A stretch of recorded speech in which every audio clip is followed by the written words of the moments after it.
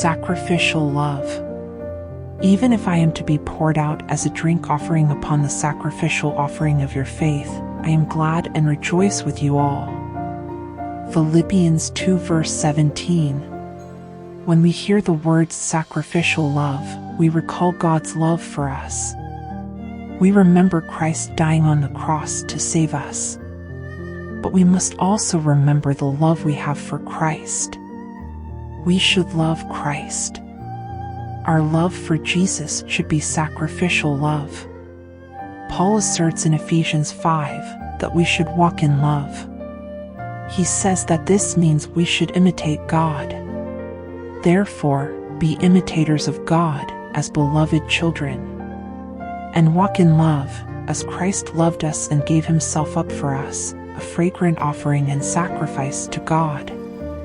Ephesians 5 verses 1 to 2. How should we love God and our neighbor? We should follow the example of Christ. Are we willing to do that?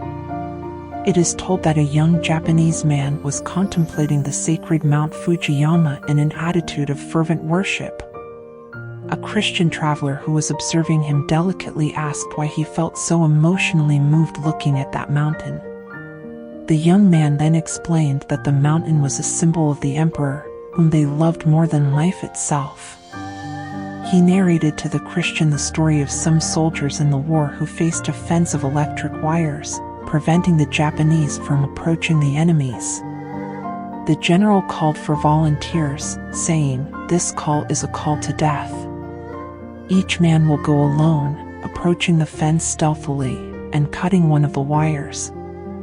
The electric current will kill him.